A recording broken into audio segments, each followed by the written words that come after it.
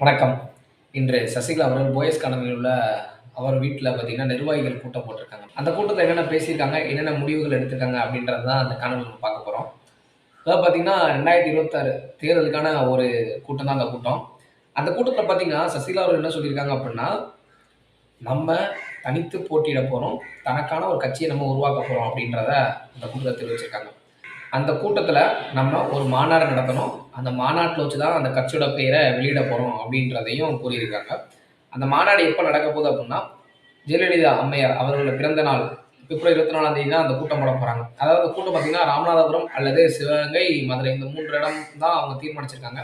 அந்த 3 இடத்துல பார்த்தீங்கன்னா, குறிப்பா வந்து நிர்வாகிகள் பார்த்தீங்கன்னா, மதுரை மாவட்டம் தான் எல்லாருமே சொல்லியிருக்காங்க. அதான் மதுரை மாவட்டம் தான் நடக்கும் அப்படின்னு நானும் நினைக்கிறேன். அந்த மதுரை மாவட்டத்த வச்சு பார்த்தீங்கன்னா, அந்த கட்சியோட பெயர வந்து வெளியிட போறாங்க. அந்த நிர்வாகி கூட்டத்தில பார்த்தீங்கன்னா, குறிப்பா பார்த்தீங்கன்னா, தென் மாவட்டத்த சேர்ந்த நிர்வாகிகள் அதிகமா அதில கலந்துருக்காங்க.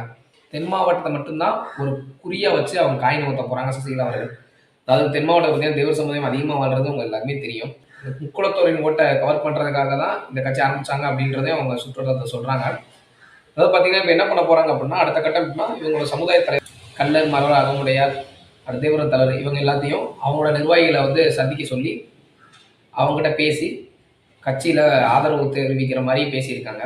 முக்குளத்தூர் சமுதாயம் பார்த்தீங்கன்னா, இப்ப சசிகலா அவர்கள் வந்து ஒரு பெருமையா சொல்லுவாங்க. இது எங்க சமுதாயம், இவங்க எங்க சமுதாயம் அப்படின்றாங்க. அது எதற்காக அப்படின்றது எனக்கு தெரியல இப்போ வரைக்கும். அது பார்த்தீங்கன்னா, முக்குளத்தூர் சமுதாயத்தில பார்த்தீங்கன்னா, முக்கியமான தலைவர் நெறைய பேர் இருக்காங்க.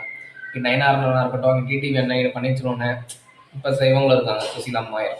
சுசீலா அம்மையார் வந்து பார்த்தீங்கன்னா, இப்ப முக்குளத்தூர் ஓட்டு வாங்கணும் அப்படின்றதுக்காக இருக்காங்க. ஏன்னா இன்னொன்னுன்னா முக்குளத்தூர் ஓட்டு வந்து தென் மாவட்டத்தில அதிக ஓட்டு முக்குளத்தூர் ஓட்டு தான் அப்படின்றது தெரியும். இப்போ ஒரு ஊர் இருக்கு. அந்த ஊர்ல பார்த்தீங்கன்னா, 100 பேர் இருக்காங்கன்னா, 50 பேர் தேவரா தான் இருப்பாங்க. 40 பேர் வந்து பறைய, பல்லரு, ஒரு 10 பேர் கோனாரு, இந்த மாரி பிள்ளைமாரி எல்லாம் இருப்பாங்க. அதே இன்னொரு ஊர் எடுத்துக்கிட்டா, அங்க 100 வீடு இருக்குன்னா, அங்க 40 வீடு வந்து பல்லர், பறையரு, 10, 15 வீடு தேவரு, அடுத்து மத்த சமுதாயம் இந்த மாரி தான் இருப்பாங்க. எல்லா சமுதாயமும் கலந்து தான் இருப்பாங்க.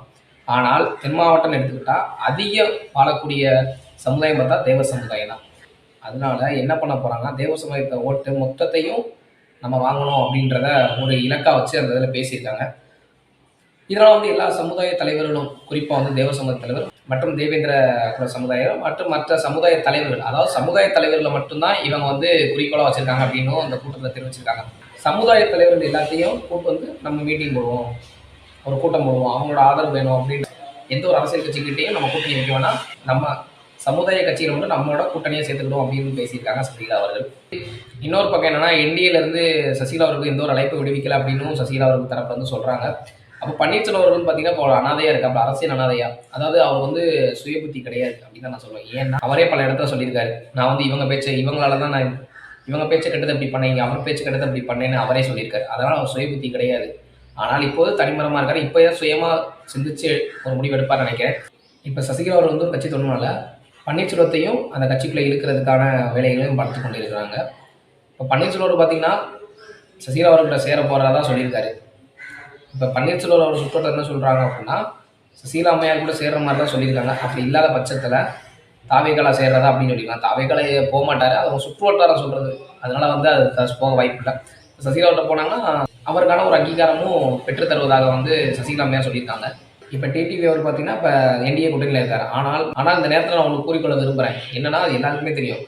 அரசியல் ஆளுமை மிக்க ஒருத்தவரு, அதாவது அரசியல்ல ஒரு ஆளுமை வாய்ந்த ஒருத்தவர்னா, இந்த 3 பேர்லயும் நான் ஒரு ஆள சொன்னா டிடிவி அவர்கள் மட்டும் தான் சொல்லுவேன்.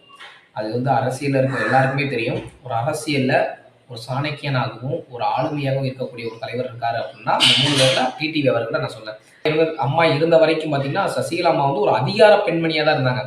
அதாவது அவங்க நினைச்சா என்ன வேணாலும் பண்ணலாம். கண்ண காட்டுனானா அவன் மந்திரி. அந்த அளவுல அந்த அளவுல சசிகலா அம்மையார் வந்து இருந்தாங்க. அத மறக்க முடியாது.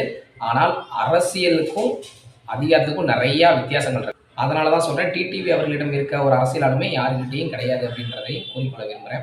இப்ப சசிகலா அவர்கள் வந்து தனி கட்சி ஆரம்பிக்கிறனால யாரோட ஓட்டு வங்கி குறையும் அப்படின்றத கமெண்ட்ல தெரிவிங்க. நன்றி, வணக்கம்.